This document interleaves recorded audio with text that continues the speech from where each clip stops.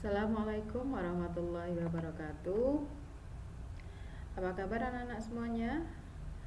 Saya harap kalian semua masih dalam keadaan sehat dan bersemangat untuk belajar ya. Baik, saya perkenalan diri, saya Ibu Eni Mohana. Saya di sini akan memaparkan materi Matsama dengan judul Karakter, Moderasi Beragama dan Kebangsaan. Bagaimana, sudah siap semua belajar? Baik, kita simak ya. Untuk gambar di depan itu kita bisa lihat itu adalah seluruhnya adalah bangsa Indonesia, terdiri dari berbagai agama, berbagai adat, berbagai bahasa dan sebagainya. Nah, dalam hal ini yang akan kita sorot adalah tentang keberagamaan. Apa itu arti karakter? Karakter itu memiliki arti ya, yang berbeda-beda atau unik antara satu dengan yang lainnya. Jadi karakter itu sebagai ciri khas dari seseorang ya. Oleh karena itu, jika pengetahuan mengenai karakter seseorang itu dapat diketahui, maka dapat diketahui pula bagaimana individu tersebut akan bersikap untuk kondisi-kondisi tertentu. Bagaimana dia menghadapi situasi, bagaimana dia menghadapi kenyataan, bagaimana dia menghadapi suatu masalah, itu dapat diketahui bagaimana karakter orang tersebut. Baik, unsur-unsur karakter adalah satu, sikap. Sikap dari seseorang merupakan bagian dari karakter tersebut. Kalian bisa mengamati ya teman-teman kalian atau orang tua kalian atau orang-orang di sekitar kalian, bagaimana mereka bersikap. Kalian bisa menilai sendiri. Maka sikap tersebut adalah salah satu bagian dari karakter. Ada orang yang karakternya itu sedikit-sedikit tersinggung atau marah atau diam ya dan sebagainya. Itu adalah salah satu sikap seseorang, kita akan menunjukkan karakternya. Yang kedua, emosi. Emosi ini identik dengan perasaan yang sangat kuat ya.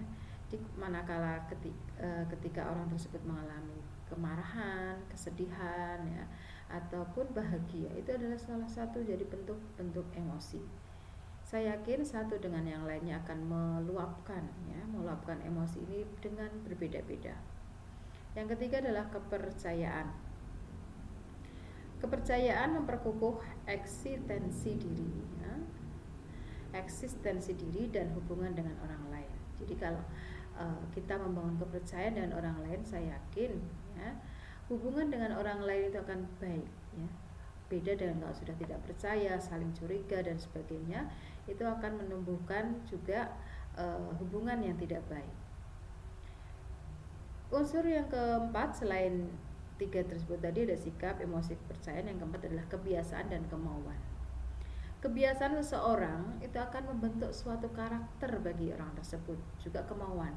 Kalau kemauannya sangat kuat, itu akan membuat karakter orang tersebut juga akan kuat ya, kekeh untuk mencapai kemauannya tersebut.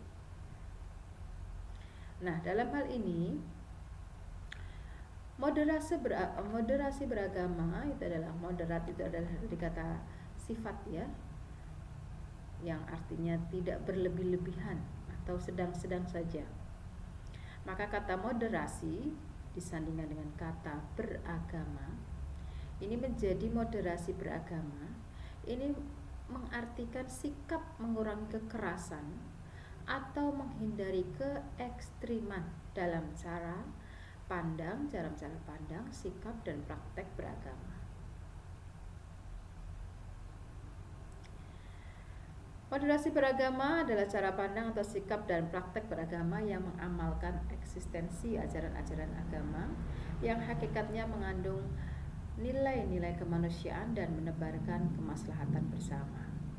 Ini berprinsipkan keadilan dan keseimbangan serta mentaati kesepakatan berbangsa yang dikukuhkan konstitusi. Konstitusi itu adalah hukum.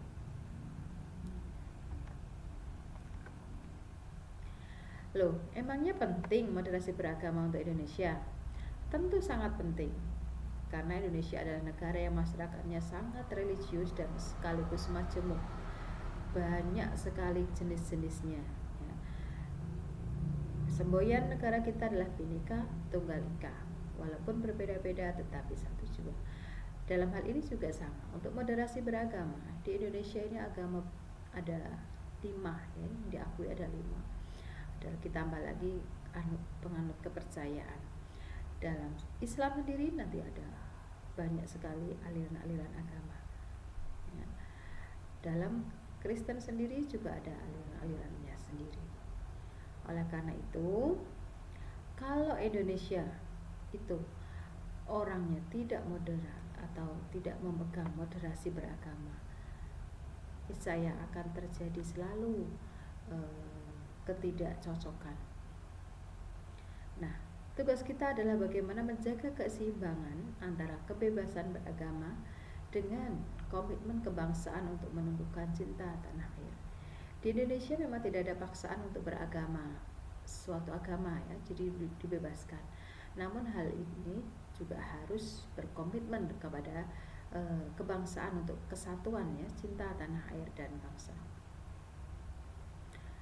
Ada 3 ukuran yang bisa menjadi patokan. Yang pertama, dianggap ekstrim kalau atas nama agama seseorang melanggar nilai luhur dan harkat mulia kemanusiaan, karena agama diturunkan untuk memuliakan manusia. Jadi apabila ada orang yang bertindak ekstrim itu terlalu ya, mengatasnamakan agama, lalu dia menghujat-hujat agama lain maupun menghina agama lain ataupun mengesampingkan nilai-nilai kemanusiaan, ini sudah dianggap tidak moderasi dalam beragama. Yang kedua, dianggap ekstrim atau tidak moderat, yaitu kalau atas nama agama seseorang melanggar kesepakatan bersama yang dimaksudkan untuk kemaslahatan. Jadi dia berpendapat bahwa agamanya ataupun pemahamannya adalah yang paling benar dan yang lainnya adalah salah, sehingga merusak kemaslahatan umum.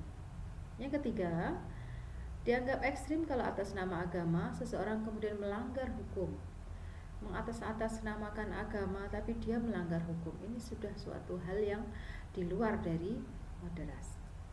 Jadi orang yang atas nama menjalankan ajaran agamanya tapi melanggar 3 batasan ini disebut ekstrim dan melebihi batas.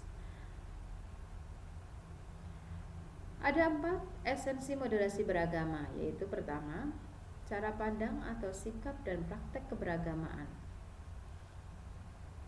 Yang kedua, terkait dengan pengamalan esensi agama yang hakikatnya adalah kemanusiaan dan kemaslahatan bersama.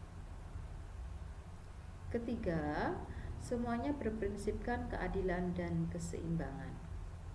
Keempat, taat pada konstitusi pada kesepakatan bersama di tengah kehidupan kita yang beragam. Jadi kepentingan ataupun fungsi dari moderasi beragama itu adalah akan membuat cara pandang atau sikap kita dalam keberagamaan, jadi dalam praktek keberagamaan. Juga pengamalan esensi-esensi agama demi untuk kemanusiaan maupun kemaslahatan bersama, jadi untuk kerukunan bersama, untuk kedamaian. Ketiga, semuanya berprinsipkan keadilan dan keseimbangan, jadi harus prinsip adil, jangan semena-mena ataupun ingin menang sendiri.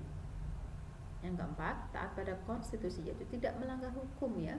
Dia harus berada pada koridor-koridor yang telah disepakati di tengah kehidupan yang memang Indonesia sangat beragam sekali. Keragaman di bidang apapun memang pasti menimbulkan perbedaan ya, apalagi terkait agama, ini sangat sensitif sekali ya. Dan harus diakui bahwa perbedaan itu, apalagi yang tajam dan ekstrim dimanapun, selalu memunculkan potensi konflik yang tidak baik ya. Kalau tidak dikelola dengan baik, potensi konflik seperti ini bisa melahirkan sikap ekstrim dalam membela tafsir klaim kebenaran versi masing-masing kelompok yang berbeda. Jikalau perbedaan-perbedaan ini ya, dipegang teguh dan menganggap semua yang lain di luar dirinya adalah salah, Demikian pula pihak sananya yang lain juga